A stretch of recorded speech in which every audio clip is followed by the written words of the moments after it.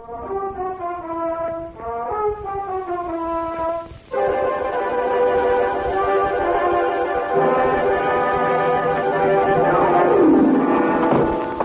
looking over Ruffle. Sam, I've touched up the broken glass, but there's something terribly wrong with my typewriter.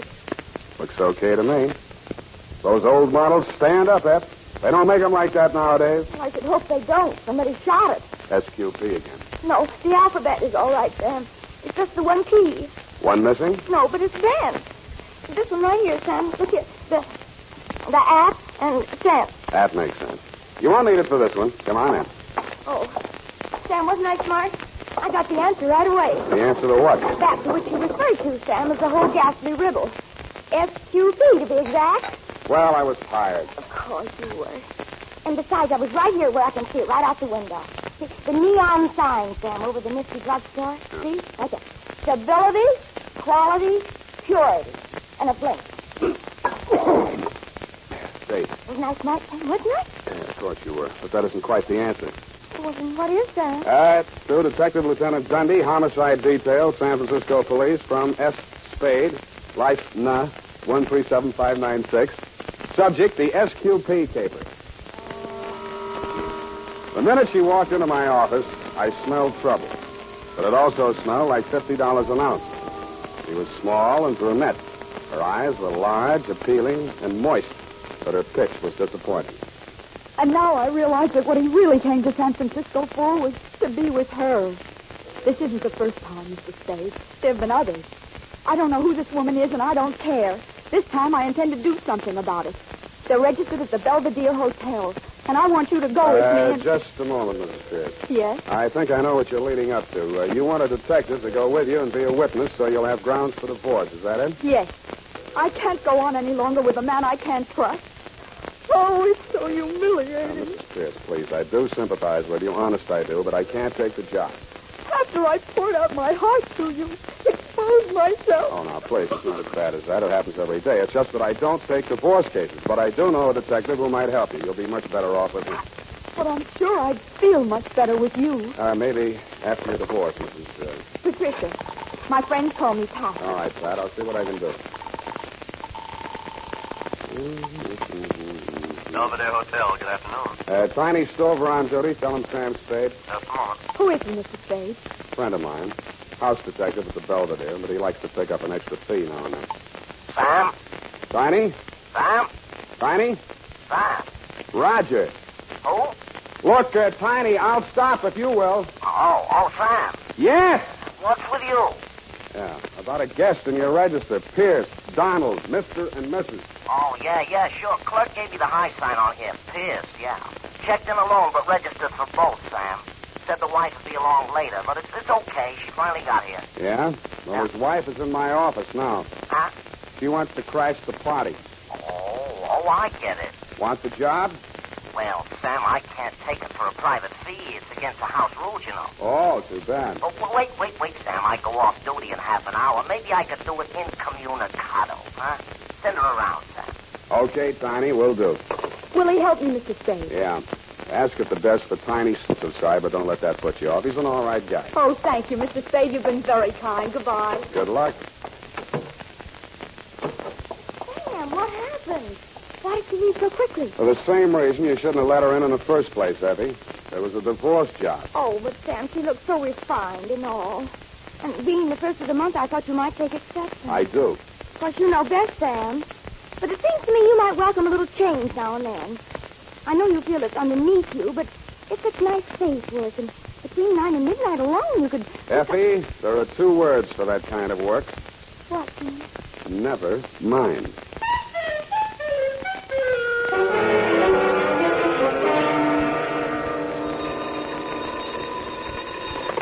Sam Spade Detective Agency. Oh, just a moment, Mr. Stover. Tiny Stover, Sam. What does he want? I don't know. I think he's crying. I'll take it. Tiny? Sam? Yeah. What's up, Tiny? That dame you sent over here. Listen, I better not take time telling you. Get over here. Room 418. Come in the side entrance and walk up. What happened? I cannot tell you over the phone. Just get over here, Sam, and hurry.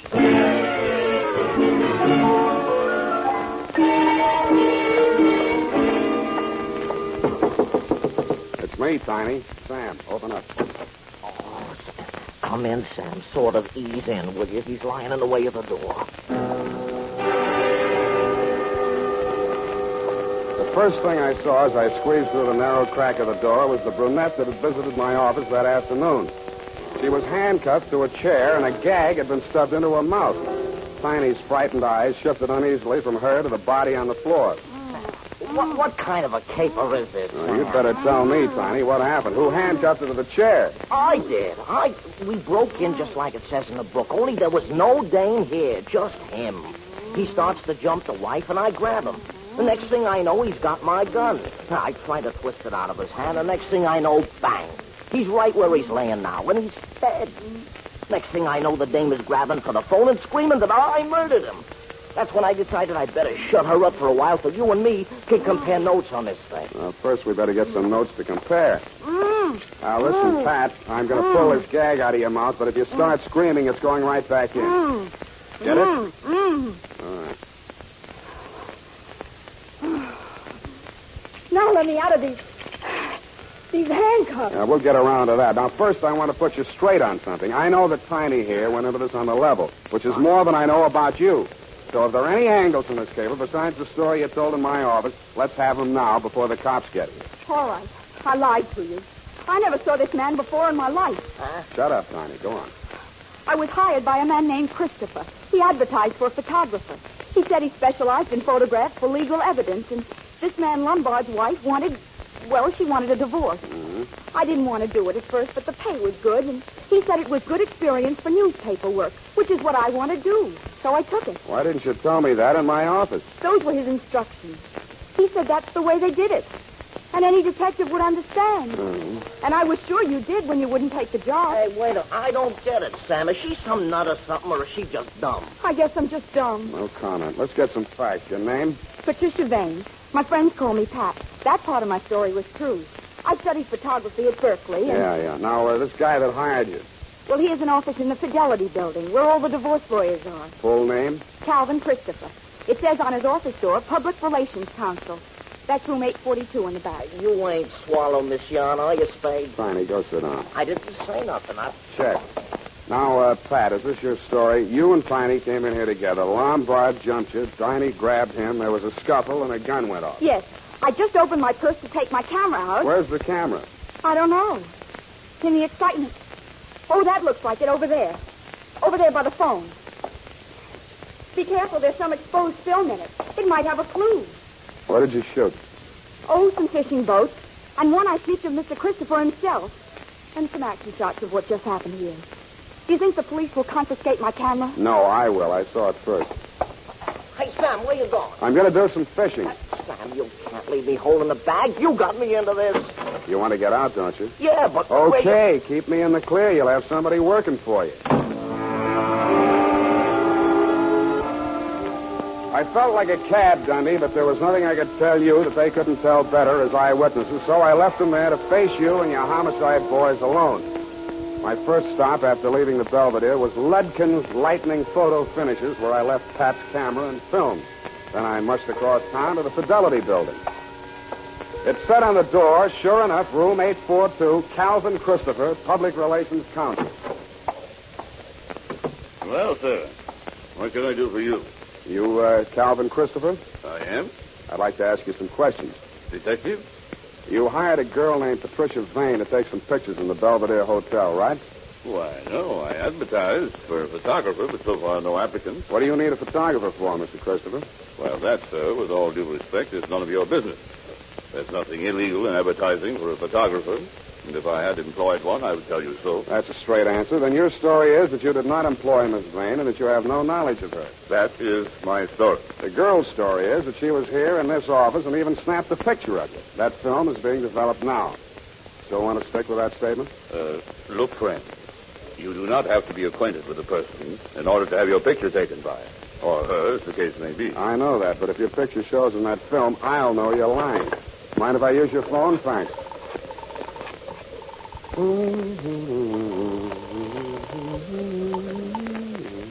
Mr. Hyde. Lieutenant Dunne. Dunne, Sam Spade. That girl you're holding in the Pierce Death, Hotel Belvedere, What girl, Sam? Who's Pierce? Tiny Stover gave you the rumble. He did, didn't he? Not yet, Sam. Well, you're getting it now, stiff in room 418. Gunshot. I'll meet you there.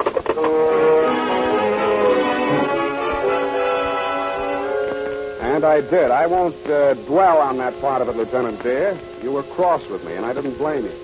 Pierce's body was still there, and it was still dead, but there was no brunette, no house stick, no gun, and no bullet wound. The medic called it death from natural causes, heart attack, but the worst was yet to come. When I rushed down to Ludkin's to get those pictures, just to prove to you that I wasn't completely out of my mind, there were no fishing boats, no pickets, no Mr. Christopher, and no struggle. Nothing but pictures of a complete set of dental x-rays. There was a date on them, 7/14/48, and some initials, SQP.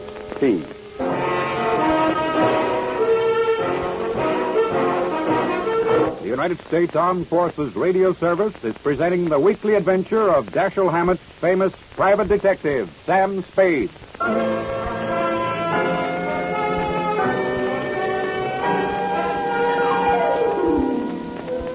SQP. Seemed very familiar somehow. Society of Quail Prevention? Too neat. After you and your boys had cleared out, Dundee, I went back to room 418. I wondered who had fired the shot that both Tiny and the brunette believed had killed Mr. Pierce. I didn't find out, but I did find a .38 slug in the floor under the rug pad. The fibrous material had been scuffed by somebody's foot to hide the bullet hole. Tiny had been reaching for the phone as I left. According to the operator, there had been no flash on her board from 418. That meant that whoever had stopped them had done so in a matter of seconds. I didn't know whether it had been done with a kiss, at gunpoint, or with a blunt instrument. I doubted anybody would have knocked Tiny out because he was too heavy to carry down 8 flights of stairs. I checked Tiny's room on the first floor. It had been ripped to pieces by somebody who obviously had been searching for something no bigger than, say, a roll of film. About there, I decided to go and pay my respects to the late Mr. Pierce.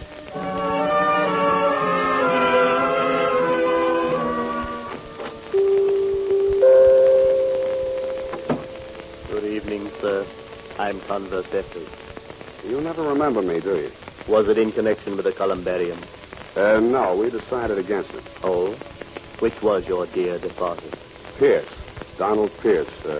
Late afternoon pickup at the Belvedere. Oh, dear, he's still on the slab. He's not quite ready to be viewed. Would you like to see the floral tributes? They're truly lovely. Who made the arrangement? Mrs. P. A truly lovely tribute.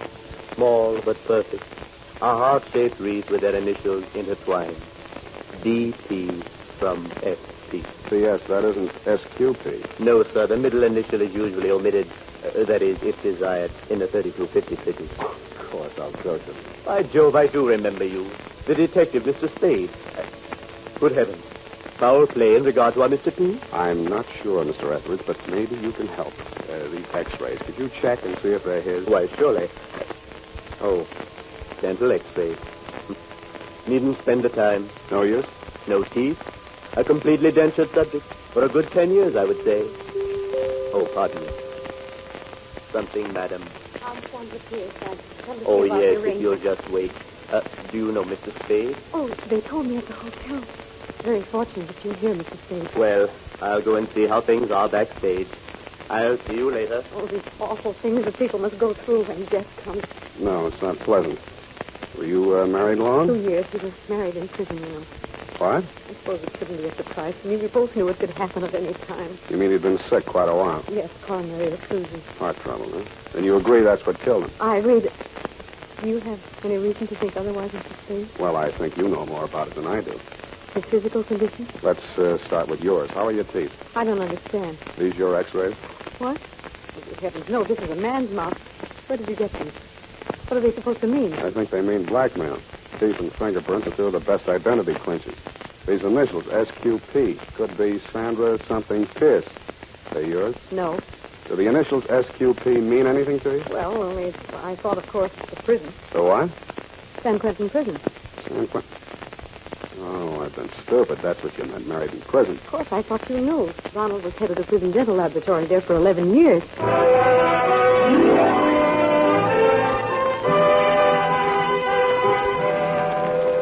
I sat down and gaped at her. She went on telling me how she'd been his assistant at the prison, how he'd had to quit because the prison routine was too tough for his heart condition, and how he'd bade her a tearful farewell because he didn't have any prospects and couldn't ask her to marry him. But then, practically the first day we arrived in San Francisco, he wired me to come here immediately and we'd be married. A relative had died and left him $20,000, and more was coming in. He wouldn't even have to work anymore. He could retire, and that was wonderful because he really wasn't well enough to work. You're not listening to me. What are you thinking about? $20,000 from a relative. Never explained it any better than that, huh? No. The man came, the lawyer, I guess it was. I suppose he brought the money because Donald took it to the bank next morning. Where were you? Donald sent me out of the room, but I was afraid to go too far away. He was so excited, and he was feeling these angina pains. I just stayed outside in the hall, smoking. Mm-hmm. I couldn't hear anything they said, but then the door opened, and the man stood there and said, Don, I had no idea your ticker was so bad. Someday somebody's going to say boo to you, and you'll drop dead. That's what I figured, Mrs. Pierce. I think your husband was murdered. He was literally frightened to death.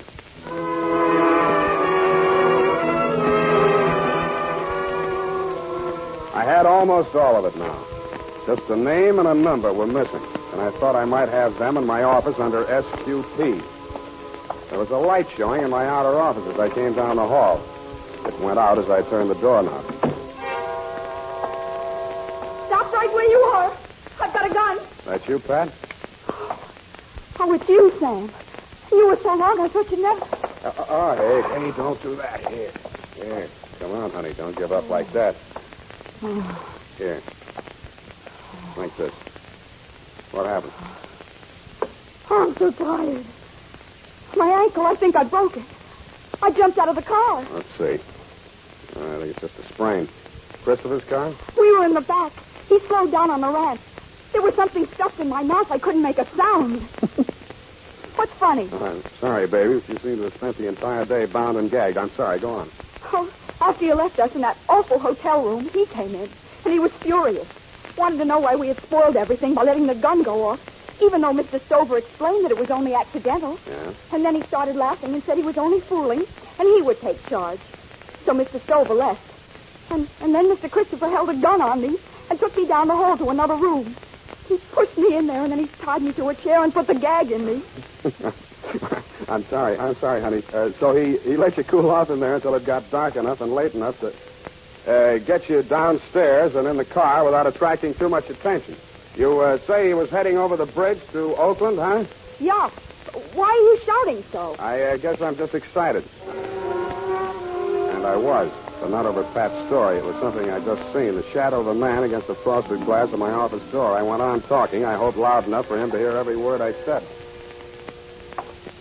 Pat, I don't know how to tell you this. It's going to make you feel bad, but sooner or later you'll have to know about it. This guy named Calvin Christopher, that isn't his right name, and in just a minute I think I'll have that too. He gave you a phony pitch about a photography assignment to help somebody get a divorce.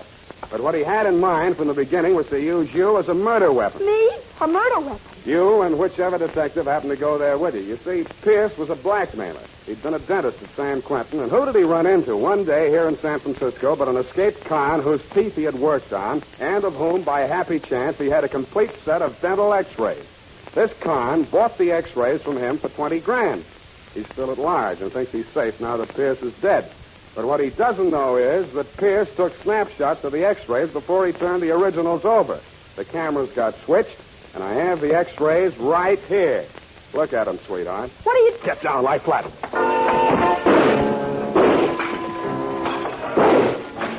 He came in shooting. I kicked the lamp out and answered him. They were all shots in the dark, but mine came closer because I had him profiled against the light. My third shot was the lucky one. It knocked the gun out of his hand, just like in the Westerns, but I was too tired to feel proud. Snap on that light, Pat, and push the phone over here, will you? Stand over away from that door, Christopher. By the way, what is that name? Graziani. Don't bother to smile. Homicide. Lieutenant Dunne. Just a chip. Lieutenant Dunne. Dunne, come over to my office and pick up Victor Graziani, 39, Caucasian, San Quentin lifer, broke out July 14th this year. You owe me $11 for damage done to my office.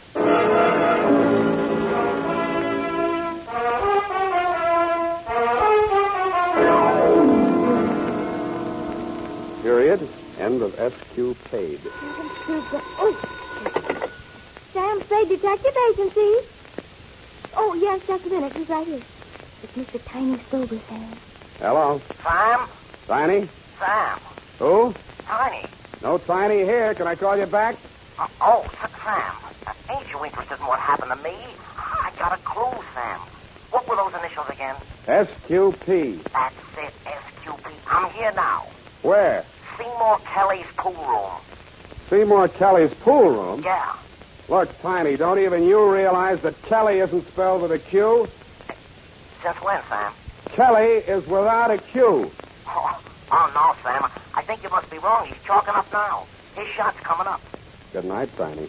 Sam? Tiny, I'd like to go around again with you, but this airtime costs plenty. As you'll know if you ever get your own radio show, which, if you did, would be sponsored by the makers of SP Stupid Pills. Hey, Sam, you should have seen it. Seymour just made a 3-cushion shot with the handcuffs on. You should have seen it. Sam? Good night, honestly, Tiny.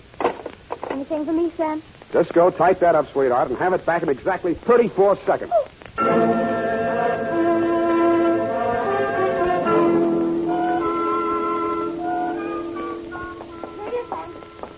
confused about who is getting divorced. Sam, you shouldn't accept divorce cases. Effie, it was not a divorce case. You actually mean we require the usual partial recap? Partial recap? Oh, yes. The dental x-rays would have shown that, wouldn't they? Effie, you're not happy here. What? You have no one to talk properly to. Have you ever thought about maybe Tiny Stover?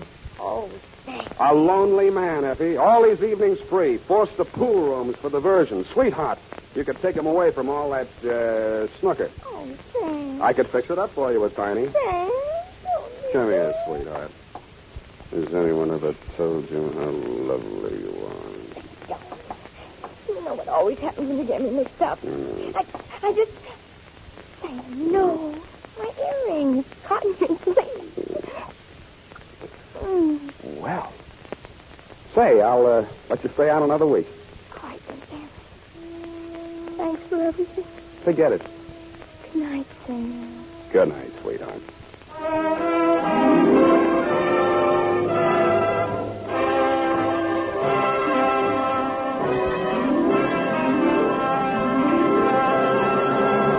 The Adventures of Sam Spade, Dashiell Hammett's famous private detective, are produced and directed by William Spier. Sam Spade is played by Howard Duff. Lurene Tuttle is Effie.